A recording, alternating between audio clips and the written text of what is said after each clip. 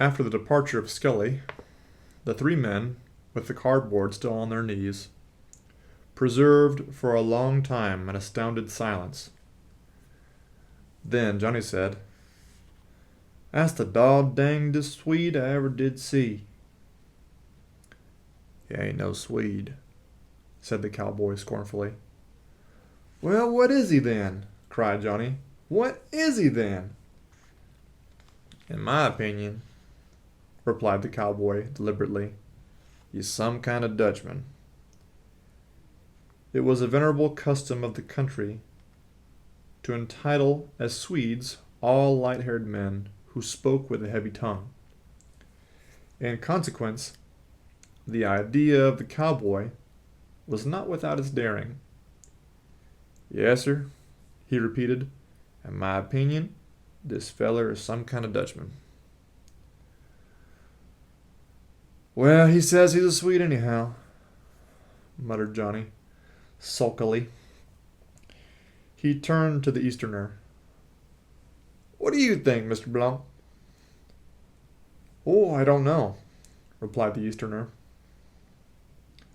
"Well, what do you think makes him act that way?" asked the cowboy. "Why, he's frightened." The Easterner knocked his pipe against the rim of the stove. "He's clear frightened out of his boots." "But what at?" cried Johnny and the cowboy together.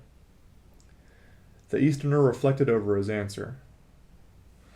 "Oh, I don't know.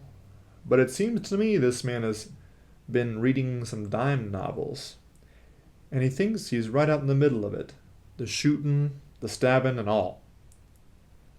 "But," said the cowboy, deeply scandalized, "this ain't Wyoming, ner none of them places. This is Nebraska." "Yes," added Johnny. "And why don't he wait till he gets out west?" The traveled Easterner laughed. "It isn't different there, even. Not in these days. But he thinks he's right in the middle of hell." Johnny and the cowboy mused long. "It's awful funny," remarked Johnny at last. "Yes," said the cowboy. "This is a queer game. I hope we don't get snowed in, because then we'd have to stand this here man being around with us all the time, and that wouldn't be no good." "I wish Papa'd throw him out," said Johnny. Presently, they heard a loud stamping on the stairs, accompanied by ringing jokes in the voice of old Scully, and laughter, evidently from the Swede.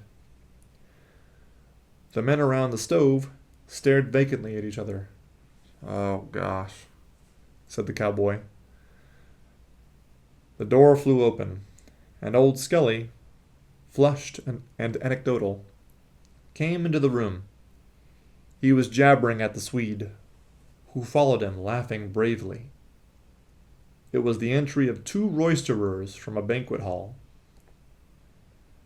"Come now," said Skelly sharply to the three seated men. "Move up and give us a chance at the stove." The cowboy and the Easterner obediently sidled their chairs to make room for the newcomers. Johnny, however, simply arranged himself in a more indolent attitude, and then remained motionless. "Come, get over here," said Scully. "Plenty of room on the other side of the stove," said Johnny. "Do you think we want to sit in the draught?" roared the father. But the Swede here interposed with the grandeur of confidence. "No, no, let the boy sit where he likes," he cried in a bullying voice to the father. All right," said Scully deferentially. The cowboy and the Easterner exchanged glances of wonder. The 5 chairs were formed in a crescent about one side of the stove. The Swede began to talk. He talked arrogantly, profanely, angrily. Johnny, the cowboy, and the Easterner maintained a morose silence, while old Scully appeared to be receptive and eager, breaking in constantly with sympathetic ejaculations. Finally, the Swede announced that he was thirsty. He moved in his chair and said he would go for a drink of water. "I'll get it for you," cried Scully at once. "No," said the Swede contemptuously. "I'll get it for himself." He arose and stalked with an air of an owner off into the executive parts of the hotel.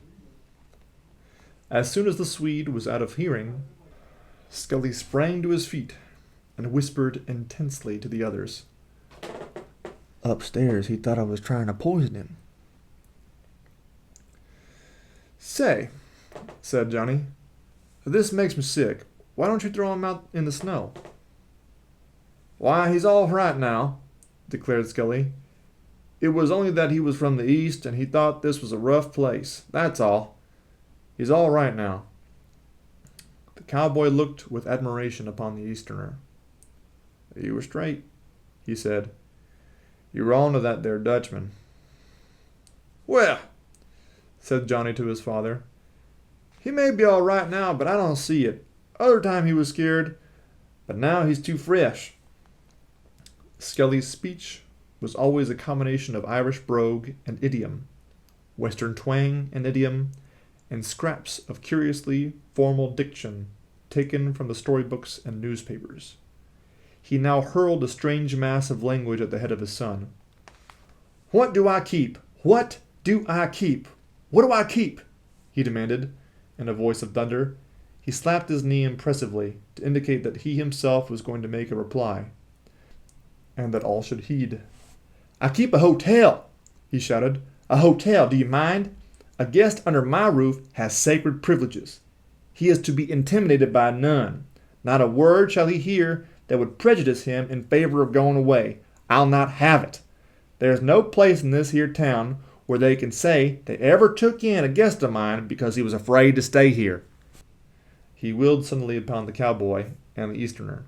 "Am I right?" "Yes, Mr. Scully," said the cowboy. "I think you're right." "Yes, Mr. Scully," said the Easterner.